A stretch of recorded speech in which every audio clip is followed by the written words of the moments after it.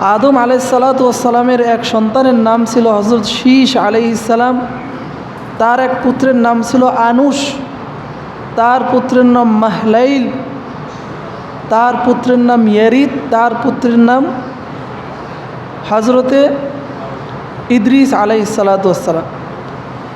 ইদ্রিস আলাইহিসসালাতু ওয়াসসালামের সন্তান মিতুওয়ালাক, তার সন্তান হজরত নূহ আলাইহিসসালাতু ওয়াসসালামের পিতা।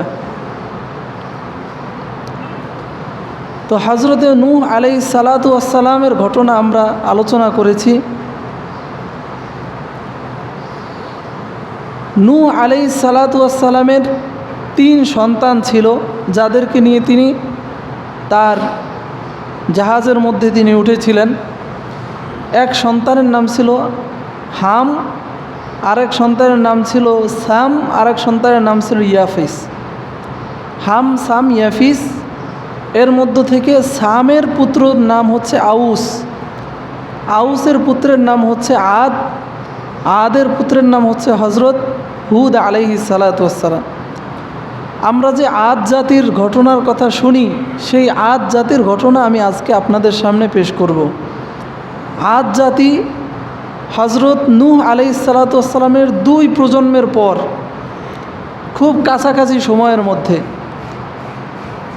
ইতিহাসে লেখে হজরত নূহ আলাইহিসসালাতু ওয়াসসালাম থেকে 200 থেকে নিয়ে 500 বছর অতিবাহিত হয়েছে। 200 থেকে 500, সর্বোচ্চ 500 বছর পর আদ জাতি এই পৃথিবীতে আগমন করে। তো আদ জাতি যখন পৃথিবীর মধ্যে বসবাস করত, এই 2 প্রজন্ম তাদের পিতার পিতাই ছিল হজরত নূহ আলাইহিসসালাতু ওয়াসসালামের পুত্র।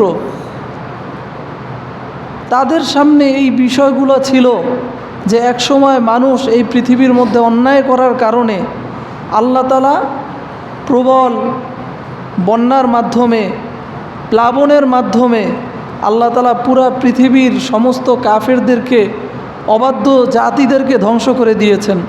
তাদের সামনে ছিল। এরপরেও তারা 200 বছর যেতে না যেতেই তারাও আবার অবাধ্যতা শুরু করলো। তাদের 1 নম্বর অন্যায় ছিল তারা আল্লাহর সাথে শিরিক করত। তাদের মধ্যেও শয়তান বিভিন্ন মূর্তির প্রচলন ঘটিয়েছে এবং তারাও মূর্তিকে তারা পূজা করত, সুন্দর সুন্দর তারা মূর্তি বানাতো, তারা মূর্তি পূজা করত। আদ জাতির ঘটনা আল্লাহ পাক রব্বুল আলামিন কোরআনের বিভিন্ন সূরার মধ্যে আলোচনা করেছেন, অনেক জায়গায় আলোচনা করেছেন। তো আদ জাতির প্রথম যে অন্যায় ছিল সেটা হলো তারা আল্লাহকে বাদ দিয়ে মূর্তি পূজা করত, মূর্তির ইবাদত করত। আল্লাহ পাক রব্বুল আলামিন তার রীতিনীতি অনুযায়ী তাদের কাছে একজন নবী পাঠালেন, তাদেরই মধ্যের একজন সন্তান যে তাদের মধ্যে বড় হয়েছে, তাদের মধ্যে থেকেছে, তাকে আল্লাহ তাআলা নবুয়ত দান করে তাদের কাছে পাঠালেন যে ফাত্তাকুল্লাহ ওয়া আতিউন, ফাত্তাকুল্লাহ ওয়া আতিউন। নবী গিয়ে তাদের কাছে বলে যে তোমরা তো দেখেছো আমি তো তোমাদেরই সন্তান, আমি আল্লাহর কাছ থেকে ইলম নিয়ে এসেছি, আল্লাহর কাছ থেকে ওহী নিয়ে এসেছি। তোমরা যেই কাজগুলো করছো এই কাজগুলো অনেক বড় অন্যায়, অনেক বড় পাপ, তোমরা এর থেকে ফিরে আসো। ফাত্তাকুল্লাহ, তোমরা আল্লাহকে ভয় করো, ওয়া আতিউন, আমার আনুগত্য করো, আমার অনুসরণ করো, আমি যেই পথে চলার কথা বলি সেই পথে তোমরা চলো। কাযযাবাত আদুনিল মুরসালিন ইয ক্বালা লাহুম আখুহুম হুদুন আলা তাত্তাকুন ইন্নী লাকুম রাসূলুন আমিন। স্বাভাবিকভাবে তিনি বলবেনই, কি ব্যাপার তোমরা আল্লাহকে বাদ দিয়ে মূর্তি পূজা করো, আলা তাত্তাকুন, তোমরা কি আল্লাহকে ভয় করো না? কারণ ইতিপূর্বে তোমরা দেখেছো কি পরিমাণ আযাব দিয়ে আল্লাহ তাআলা পুরা পৃথিবীবাসীকে ধ্বংস করেছেন, কারোই কোনো পরোয়া করেন নাই। একজন মুশরিক হিন্দু, খুব ভালো মানুষ, তাকে বললাম আপনি এত ভালো মানুষ, তা আপনারা কেন শিরিক করেন? আপনারা যদি শিরিক করেন, যত ভালো কাজই করেন, কিন্তু আপনার তো জাহান্নামে যেতে হবে। তখন সে বলল যে একমাত্র তোমরাই এমন এক জাতি যারা নিজেদেরকে শুধু সঠিক মনে করো আর পুরা পৃথিবীবাসীকে তোমরা বেঠিক মনে করো তারা সবাই জাহান্নামে যাবে। তো পুরা পৃথিবীবাসী জাহান্নামে যাবে আর শুধু মুসলমানরা জান্নাতে যাবে? মানে তিনি বোঝাতে চাইলেন যে পুরা পৃথিবীবাসী কি সবাই তাহলে ভুল করছে, সবাই কি জাহান্নামে যাবে? আল্লাহ তাআলা কি সবাইকে জাহান্নামে দিবে? এখন সে আমার কাছে ব্যাখ্যা দেয় যে আমরা কেন মূর্তি পূজা করি। সে বলে যে আমরা মূর্তি পূজা তো করি এই জন্য, যেভাবে তোমরা পীর আলেম ওলামাদের কাছে যাও যেন আল্লাহর প্রিয় বান্দা হতে পারো, যেন ভালো পথে চলে আল্লাহ তোমাদেরকে ভালোবাসে, আমরাও ঠিক মূর্তি পূজা এই জন্য করি যেন আল্লাহ তাআলা আমাদেরকে ভালোবাসে। এই মূর্তিগুলোর মাধ্যমে, পূজার মাধ্যমে আমরা আল্লাহর নিকটতম বান্দা হতে পারি। আশ্চর্যের বিষয় হলো সূরা জুমারের মধ্যে আল্লাহ তাআলা এই কথাটাই বলেছেন যে যারা ইবাদত করে মূর্তির, যারা মূর্তি পূজা করে, তারা এই কথাটা বলবে ইল্লা লিয়ুকাররিবুনা ইলাল্লাহি যুলফা, আমরা তো এই মূর্তি পূজা করি না, আমি শুধু একমাত্র মূর্তি পূজা করি এই জন্য যেন এই মূর্তি পূজার মাধ্যমে আল্লাহর নিকটতম বান্দা হতে পারি। আমি আশ্চর্য হয়ে গেলাম যে সে এমন একটা কথা বলল যে কথাটা আল্লাহ তাআলা 1400 বছর আগে কোরআনের মধ্যে বলেছেন, ইল্লা লিয়ুকাররিবুনা ইলাল্লাহি যুলফা, যে এই যে মুশরিকরা মূর্তি পূজা করে তারা বলবে যে আমরা মূর্তি পূজা তো করি এই জন্য যেন আল্লাহর নিকটতম বান্দা হতে পারি। কিন্তু ভুল পথে যদি কেউ অগ্রসর হয় তাহলে সে কি তার গন্তব্যে পৌঁছতে পারবে? হযরতে শেখ সাদি রহমতুল্লাহি আলাইহি এক রাস্তার কিনারায় বসে আছেন, এক লোক যাচ্ছেন, জিজ্ঞাসা করেন ভাই তুমি কোথায় যাও? সে বলে আমি মক্কার কাবায় রওনা করেছি, আমি বাইতুল্লাহ যাব। এখন এই লোক হযরতে শেখ সাদি রহমতুল্লাহি আলাইহি তাকে বলেন তারসামনা রাসি বা কাবায় আরবি কে রাকে তুমি রবি বা তুর্কিস্তানাস, হে আরবি ব্যক্তি, গ্রাম্য ব্যক্তি, তুমি যেই পথে চলছো এই পথ তো বাইতুল্লাহর পথ না, এটা তো তুর্কিস্তানের পথ। তুমি যতই চলো তুমি শেষ পর্যন্ত বাইতুল্লাহে পৌঁছতে পারবে না, তুমি তুর্কিস্তান গিয়ে উঠবে। সুতরাং আল্লাহকে পাওয়ার জন্য তো আল্লাহ তাআলা যেই পথ দেখিয়েছেন সেই পথে চলতে হবে, কি বলে? তো দেখেন আল্লাহ তাআলা যেই পথে বলেছেন সেই পথে চলতে হবে। না চললে যদি পুরা পৃথিবীর সমস্ত মানুষ মিলে অন্য পথ ধরে, আল্লাহ তাআলা কি কারো পরোয়া করবেন? এই কথাটা বোঝানোর জন্যই সে বলে যে পুরা পৃথিবীর সব মানুষ কি তাহলে জাহান্নামে যাবে? সম্মানিত হাজিরিন, আপনারা দেখেছেন হযরতে নূহ আলাইহিস সালাতু ওয়াস সালামের সময় আল্লাহ তাআলা শুধু 80 জন লোক ছাড়া পুরা পৃথিবীর সমস্ত মানুষকে ধ্বংস করে দিয়েছেন, কারো কোনো পরোয়া করেন না। সুতরাং পুরা পৃথিবীর সমস্ত মানুষ যদি আল্লাহর বিরুদ্ধাচরণ শুরু করেন, আল্লাহ কি কাউকে পরোয়া করবেন? করবেন না। হযরতে হুদ আলাইহিস সালাতু ওয়াস সালাম বললেন আলা তাত্তাকুন, তোমরা কি আল্লাহকে ভয় করো না? তোমাদের কি ভয় করে না তোমরা যেভাবে আল্লাহর ইবাদত ছেড়ে তোমরা মূর্তি পূজার মধ্যে মগ্ন হয়ে গেছো? এরপর হুদ আলাইহিস সালাতু ওয়াস সালাম বলেন ইন্নী লাকুম রাসূলুন আমিন, তোমরা আমাকে বিশ্বাস করো, আমি বিশ্বস্ত রসুল, আমি কোনো ভুল পথ তোমাদেরকে দেখাবো না, আমি যেই পথ দেখাই সেই পথে তোমরা চলো। ফাত্তাকুল্লাহ ওয়া আতিউন, আল্লাহকে ভয় করো, আতিউন, আমার অনুসরণ করো, আমি যেই পথ তোমাদেরকে দেখিয়ে দিব সেই পথে তোমরা চলতে থাকো, তোমরা নাজাত পাবে, মুক্তি পাবে। ওমা আসআলুকুম আলাইহি মিন আজর, ইন আজরিয়া ইল্লা আলাল্লাহ, ইন আজরিয়া ইল্লা আলা রব্বিল আলামিন।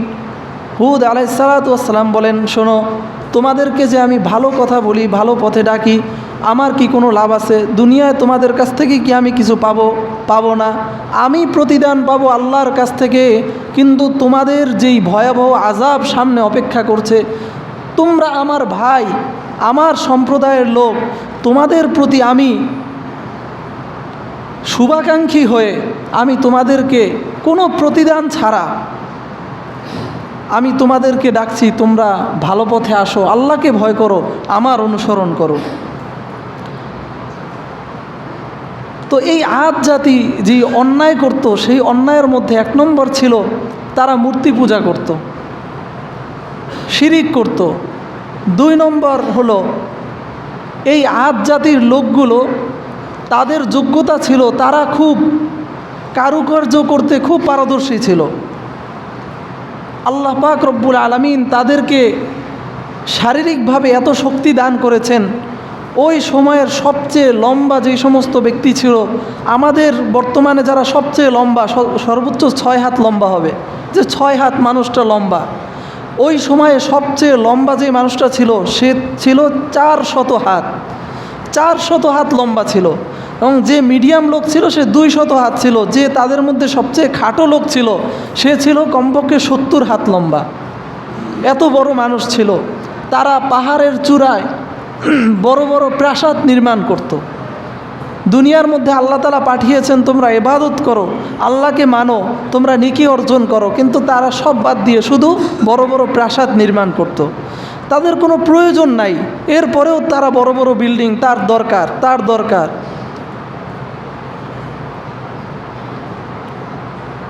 একজন মানুষের কয়টা বাড়ি দরকার?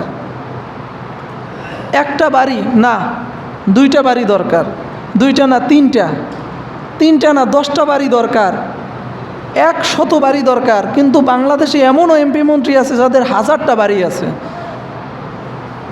তো মানুষের কত চাহিদা, মানুষ কত কিসের জন্য এত কিছু দরকার? তো বলতেন যে আতাবানুনা বিকুল্লি রিআইন আয়াতান তাবাসুন, তোমরা শুধু এরকম বাড়ি নির্মাণ করে সময় নষ্ট করছো কেন? এখানে তোমরা থাকবা না, কিছু না, শুধু কেন নির্মাণ করছো?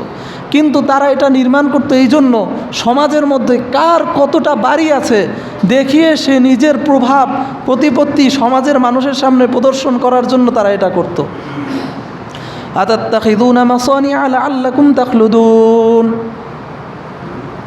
আতাত্তাখিযুনা মাসানিআ লাআল্লাকুম তাখলুদুন। এবং তারা বড় বড় স্মৃতিসৌধ নির্মাণ করত, বড় বড়, যে যত বড় পারে উঁচু করে স্মৃতিসৌধ নির্মাণ করত। কাজ তো নাই, বিশাল শক্তি শরীরে, মূর্তি পূজা করত আর এগুলো করতো সারাদিন। এখন আল্লাহ পাক রব্বুল আলামিন তাদেরকে স্মরণ করান। নবী বলেন আতাবানুনা বিকুল্লি রিআইন আয়াতান তাবাসুন ওয়া তাত্তাখিযুনা মাসানিআ লাআল্লাকুম তাখলুদুন ওয়া ইযা বাতাশতুম জাব্বারিন। আর তাদের আরেকটা অন্যায় ছিল যে মানুষকে যখন কারো প্রতি ক্ষিপ্ত হতো তাকে অন্যায়ভাবে, তাকে নৃশংসভাবে তাকে মারত, তাকে কঠিনভাবে প্রহার করত, যাকে ধরত তাকে খুব মারত, শাস্তি দিত, গরিবদেরকে ধরে ধরে তারা মারত শুধু। এই তাদের আরেকটা অন্যায় ছিল। আতাবানুনা বিকুল্লি রিআইন আয়াতান তাবাসুন ওয়া তাত্তাখিযুনা মাসানিআ লাআল্লাকুম তাখলুদুন ওয়া ইযা বাতাশতুম জাব্বারিন। নবী বলেন ফাত্তাকুল্লাহ, সুতরাং তোমরা আল্লাহকে ভয় করো, ওয়া আতিউন, তোমরা আমার অনুসরণ করো, ওয়াত্তাকুল্লাযী আমাদ্দাকুম বিমা তা'মালুন। তোমরা কেন আল্লাহকে ভয় করবা? কারণ ওই আল্লাহকে ভয় করবা যেই আল্লাহ তোমাদেরকে এত সম্পদ, এই শারীরিকভাবে এত শক্তি তোমাদেরকে দান করেছেন, এই আল্লাহকে তোমরা ভয় করো। বলবে যে কেন ভয় করব আল্লাহকে? আল্লাহ তাআলা আমাদেরকে কি দিয়েছেন? তো আমরা উপার্জন করেছি। নবী বলেন না, তোমাদেরকে যেই শক্তি দান করেছেন, যেই সম্পদ দান করেছেন, যেই সুযোগ দান করেছেন, একমাত্র আল্লাহই দান করেছেন। সুতরাং আল্লাহর ইবাদত করো, আল্লাহকে ভয় করো। ওয়াত্তাকুল্লাযী আমাদ্দাকুম বিমা তা'মালুন আমাদ্দাকুম বিআনআমিন ওয়া বানিন। তোমাদেরকে গবাদি পশু দান করেছেন, তোমাদেরকে সন্তান দান করেছেন, এগুলো আল্লাহ তাআলাই দান করেছেন। এই যে আল্লাহ তাআলা দান করলেন, এই জন্য হলেও আল্লাহর ইবাদত করো, আল্লাহকে ভয় করো। ওয়াজান্নাতিন ওয়া উয়ুন, মরুভূমির মধ্যে তোমাদের বাঁচার জন্য, জীবিকার জন্য আল্লাহ পাক রব্বুল আলামিন বাগানের, সবুজ বাগানের ব্যবস্থা করেছেন। তোমাদের পানির জন্য ঝর্ণার ব্যবস্থা করেছেন। যেই আল্লাহ এই ব্যবস্থা করেছেন, তোমরা তাকে ভয় করো, আমার অনুসরণ করো, তার পথে চলো। ইন্নী আখাফু আলাইকুম আযাব ইয়াউমিন আযীম। তাদেরকে এই কথা বলে নবী বলতেন যে আমি এই যে কথাগুলো তোমাদেরকে বললাম, আমি তো তোমাদের সন্তান, এই কথার বিনিময় আমি জানি বললে তোমরা আমার উপর আরও ক্ষিপ্ত হবে, কিন্তু এরপরেও কেন বললাম তোমরা আমার সমাজের ভাই, তোমাদেরকে এই জন্য বললাম আমি ভয় করছি তোমাদেরকে কঠিন আযাব গ্রাস করবে। আল্লাহ তাআলা তো এভাবে তোমাদেরকে ছেড়ে দিবেন না। এত নিয়ামত যে তোমাদেরকে আল্লাহ তাআলা দান করছেন, এই জন্য অবশ্যই আল্লাহ তাআলা ধরবেন।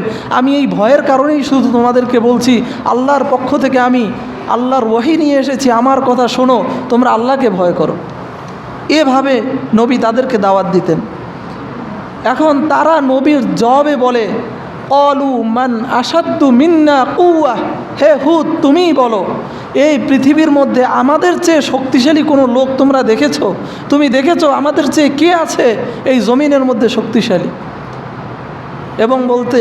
এবং তারা বলতো, আওয়া আজতা আমলাম তাকুম মিনাল ওয়াইজিন সাওয়াউন আলাইনা, আমাদের উপর সমান, আওয়া আজতা আমলাম তাকুম মিনাল ওয়াইজিন, তুমি আমাদেরকে নসিহত করো আর না করো সমানই কথা, আমরা তোমার নসিহত শুনবো না, সমান সমান। সুতরাং তুমি যাও, শুধু আমাদের পিছনে সময় নষ্ট করো না। আওয়া আজতামলাম তাকুম মিনাল ওয়াইজিন ইন হাযা ইল্লা খুলুকুল আউয়ালিন। আর এই যে আমরা এইভাবে চলছি, এটা আগে থেকেই আমরা চলে আসছি। তুমি যতই ওয়াজ করো, যতই নসিহত করো, আমার মতোই আমি থাকবো, তোমার কথা আমি শুনবো না। এভাবে তারা শুধু তাকে অপদস্থ করতো, তার কথা শুনতো না।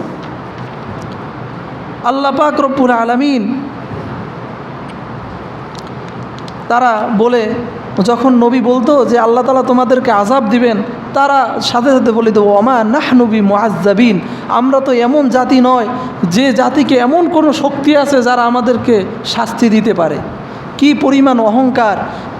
ফিরাউন বলতো, আনা রব্বুকুমুল আ'লা।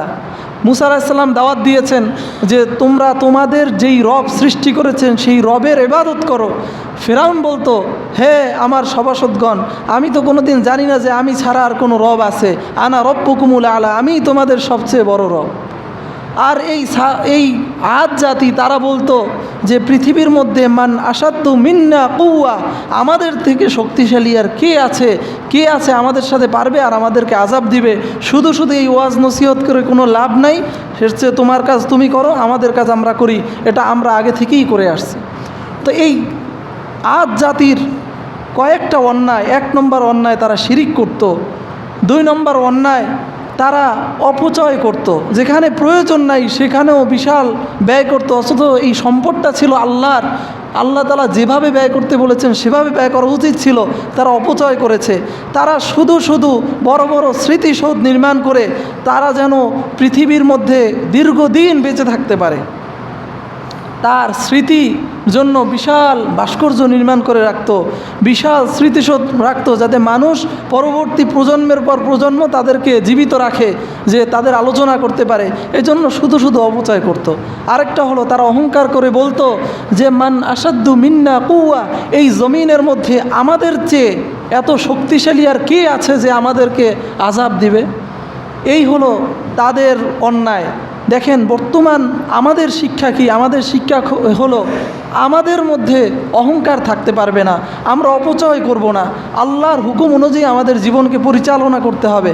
যদি না করি তাহলে ওই আদ জাতি যেভাবে নিজেদেরকে অপ্রতিরোধ্য মনে করেছিল, কিন্তু তাদেরকে আল্লাহ তাআলা কিভাবে ফিনিশ করে দিয়েছেন। আমরাও যদি নিজেদেরকে এভাবে মনে করি, পৃথিবীর মধ্যে কত বড় বড় পরাশক্তি ছিল সেই 2য় বিশ্বযুদ্ধের আগে, পরাশক্তি কি হয়ে গেছে এখন? পরাশক্তি গোলামি শক্তি হয়ে গেছে। সেই জার্মানের কথা চিন্তা করেন। আরেকটা বিষয় হলো এই আদ জাতি তাদের পূর্বসূরীদের ইতিহাস ভুলে গিয়েছিল। যারা ইতিহাস থেকে সরে যায়, তারা ইতিহাস থেকে সরে যাওয়া মানেই হচ্ছে নিজেদের ধ্বংস কাঁধে নিয়ে ঘোরা। ভারতের দিল্লি শাহী মসজিদের সামনে ভারত কারা স্বাধীন করেছে সেখানে লিস্ট আছে। লিস্টের মধ্যে 75% মুসলমানদের নাম আছে, 25% 35% হিন্দুদের নাম আছে। তাহলে বলেন, ভারতবর্ষ ইংরেজদের কাছ থেকে স্বাধীন করতে কাদের অবদান বেশি ছিল? মুসলমানদের অবদান বেশি ছিল। অথচ ভারতে প্রত্যেকটা স্কুলে স্কুলে মানুষদেরকে, বাচ্চাদেরকে শেখানো হয় যে এই রাষ্ট্র হচ্ছে হিন্দুদের রাষ্ট্র, এখানে যারা মুসলমান আছে এদের রাষ্ট্র না, এরা হচ্ছে সব পাকিস্তানি। ভারতের বাচ্চাদেরকে ইতিহাস শিখায়, আর বাংলাদেশের মানুষদেরকে যদি ইতিহাস শিখায় যে যারা মুসলমান সব পাকিস্তানি, তাহলে সবই তো মুসলমান। এখানে বাংলাদেশের মানুষকে দুইটা ভাগ করছে। এক ভাগ হলো মুক্তিযুদ্ধের চেতনায় বিশ্বাসী, আরেক দল হলো রাজাকার। রাজাকার কারা? রাজাকার হলো ভারত বিরোধী যারা, সব রাজাকার। আর মুক্তিযোদ্ধা চেতনায় মুক্তিযোদ্ধা তো এখন নাই, এখন হলো চেতনায় মুক্তিযোদ্ধা। তো চেতনায় মুক্তিযোদ্ধা আর এই সমস্ত এই পড়া সম্পূর্ণ ভারতের প্রেসক্রিপশনে। কারণ ভারতের মধ্যে তো সেখানে শিক্ষাই দেয় যে মুসলমানরা সব পাকিস্তানি, আর বাংলাদেশির মধ্যে যদি এইটা দেয় তাহলে সবই তো পাকিস্তান যাওয়া লাগে। এই জন্য দুইটা ভাগ করে একদল সুশীল আর একদল কুশীল বানাইছে। ওই সুশীলরা অন্যদেরকে বলে রাজাকার, পাকিস্তানি, আর এর চেয়ে আরেকটু দূরে গিয়ে হলো জঙ্গি, মৌলবাদী। কিন্তু দেখেন আজকে যে ভারতের মধ্যে মুসলমান নির্যাতিত হয়, এই যে 1000 ডাইরেক্ট ভারতীয়কে তারা বাংলাদেশি সাজিয়ে, অবৈধ বাংলাদেশে নিউজ করালো, সেখানে দাড়িওয়ালা কয়জন দেখছেন? দেখবেন দাড়িওয়ালা খুব কম। কিন্তু মুসলমান নাম থাকার কারণে সবাইকে বাংলাদেশি বলে তাদেরকে সেখান থেকে বের করে দিবে। এবং ভবিষ্যৎ যেই পরিকল্পনা, ইতিহাস থেকে যারা দূরে সরে যায় তাদের যে কি অবস্থা হয়। বাংলাদেশের যারা ইসলামের পক্ষে কথা বলে, মুসলমানদের পক্ষে, তাদেরকে অন্যরা বলে জঙ্গি, উগ্রবাদী, রাজাকার, পাকিস্তানি। অথচ দেখেন যেভাবে ভৌগোলিক দিক থেকে বাংলাদেশ ভারত পাকিস্তানের সামনে যে যুদ্ধের যে মাঠ তৈরি হচ্ছে, সেখানে দেখবেন শুধু মুসলমান নাম যাদের থাকবে তাদের উপরেই নির্যাতন চলবে। আজকে ভারত থেকে কিভাবে মুসলমানদেরকে বের করা যায়, এই জন্য ওয়াকফ আইন বাতিল করেছে। ওয়াকফ আইন বাতিল মানে কি জানেন? ওয়াকফ আইন বাতিল মানে মূলত ভারত তো মুসলমানরা অনেক বছর, শত বছর মুসলমানদের আয়ত্তে ছিল। ওই সময় মুসলমানরা অনেক জমিন মুসলমানদের নামে ওয়াকফ করে দিয়ে গিয়েছিল। এই জমিনগুলো মুসলমান কেউ যদি মারা যায় এখানে দাফন করা হবে, মুসলমানদের মসজিদ হবে, মুসলমানদের মাদ্রাসা হবে, এর থেকে যেই খাত আসবে, টাকা আসবে, এটা মুসলমানদের পিছনে ব্যয় হবে। ভারতে এইভাবে এতদিন চলেছিল। মোদি বিভিন্ন কলাকৌশল করে এটাকে বাদ করে দিয়েছে। এর মানে হচ্ছে এমন এক সময় আসবে ভারতের কোনো দাড়িওয়ালা মুসলমান না, যার নাম মুসলমান, তাকে দাফন করার জায়গা পর্যন্ত থাকবে না। এখন এই যে ওয়াকফ আইন বাতিল করলো, এটা তো মারাত্মক একটা বিষয়, শুধু হুজুরদের না, এটা সবার। ভারতের মুসলমানদের জন্য হুমকি। এটাকে ঢাকার জন্য আবার সেই একটা জঙ্গি হামলার নামে একটা নাটক বাংলাদেশে দেখেছেন আপনারা বিগত দিনে কত জঙ্গি নাটক, জঙ্গি হামলা। আমরা কিছুই বলতে পারি না, যে বলবে সেও জঙ্গি। অথচ দেখেন পেপার পত্রিকায় এখন দেখেন যারা জঙ্গি হামলার কারিগর ছিল তারা বলে যে এগুলো সব ছিল নাটক। আচ্ছা, যদি সবগুলো নাটক থেকে থাকে, যেই সমস্ত মানুষের প্রাণ নেওয়া হয়েছে, পরিবার ধ্বংস করা হয়েছে, তাদের অবস্থাটা কি হবে এখন? তাদের বিচারটা কি হবে? এই সব হচ্ছে ইতিহাস থেকে মানুষ দূরে ফেরার জন্য। আমাদের ইতিহাস বিকৃত করে কারা? ভারত নিজেদের ইতিহাস বিকৃত করে সব হিন্দুদের, এমনকি ভারতের যে বাবরি মসজিদ সহ মুসলমানদের স্থাপনা সব শেষ করে দিয়েছে ইতিহাস ভুলানোর জন্য। আর বাংলাদেশের ইতিহাস বাঙালি নাস্তিকদের মাধ্যমে পরিপূর্ণ উল্টানো হয়েছে। এখানে মুক্তিযুদ্ধের যে মূল যে ইতিহাস, সেটাকেও পরিবর্তন করা হয়েছে। যাই হোক, এই ইতিহাস থেকে যে আদ জাতি ফিরে এসেছিল, এটাও ছিল তাদের ধ্বংসের একটা কারণ। এই আদ জাতির 2 পুরুষ আগে ছিল, নূহ আলাইহিস সালাতু ওয়াস সালাম। যখন তার জাতি অবাধ্য হয়েছিল, পুরা পৃথিবীর সমস্ত মানুষকে আল্লাহ ধ্বংস করেছেন, কারো পরোয়া করেন নাই। আদ জাতি ইতিহাস ভুলে গিয়েছিল। এরপর আদ জাতি যখন এই সমস্ত অন্যায় শুরু করলো, আল্লাহ তাআলা ফেরেশতাদের মাধ্যমে তো অন্য জায়গায় যে হে ফেরেশতারা অমুক জায়গায় আযাব দাও, যেমন লূত সম্প্রদায়ের কাছে আল্লাহ তাআলা 2 জন ফেরেশতা পাঠিয়েছেন। ফেরেশতা তার ডানার মাধ্যমে এই কওমে লূতের সেই জায়গাকে উঠিয়ে একেবারে নিচের দিকে ফেলে দিয়েছিলেন। এরকম বিভিন্ন সম্প্রদায়ের কাছে আল্লাহ তাআলা ফেরেশতা পাঠিয়ে দেন, কিন্তু আদ জাতির উপর আল্লাহ তাআলা এত রাগান্বিত হয়েছিলেন, আল্লাহ তাআলা নিজে বাতাসকে অর্ডার করেছে, হে বাতাস তাদের উপর বয়ে যাও। তখন ফেরেশতাদের নিয়ন্ত্রণের মধ্যে বাতাস ছিল না। এই আয়াতের মধ্যে আল্লাহ তাআলা বলেছেন, আতিয়া শব্দ ব্যবহার করেছেন, বিরিহিং সরসরিন আতিয়া, অবাধ্য বাতাস তাদেরকে ধ্বংস করে দিয়েছিল। অবাধ্য বাতাস মানে কি? এখানে আল্লাহ তাআলা ডাইরেক্ট অর্ডার দিয়েছেন, যার কারণে ফেরেশতাদের আয়াতের কন্ট্রোলের মধ্যে ছিল না, ফেরেশতাদের অবাধ্যতা করেই সেখানে বয়ে গিয়েছিল। যখন এই বাতাস মেঘ হয়ে কালো হয়ে আসতেছিল, তারা বলেন আরিদিম মুস্তাকবিলা আউদিয়াতিহিম ক্বালু হাযা আরিদুম মুমতিরুনা, তারা তো জানে যে এই পৃথিবীর মধ্যে এমন কোনো শক্তি নেই তাদেরকে কিছু করতে পারে। যখন দেখলো যে কালো হয়ে মেঘ আসছে, তখন বলে বাহ কত সুন্দর, আমাদের এখানে বৃষ্টি হবে, তাহলে তো আরও ভালো। মরুভূমির মধ্যে বৃষ্টি হওয়া মানে তাদের ঈদ। সুতরাং সবাই বের হয়ে আসলো আনন্দ উদযাপন করার জন্য।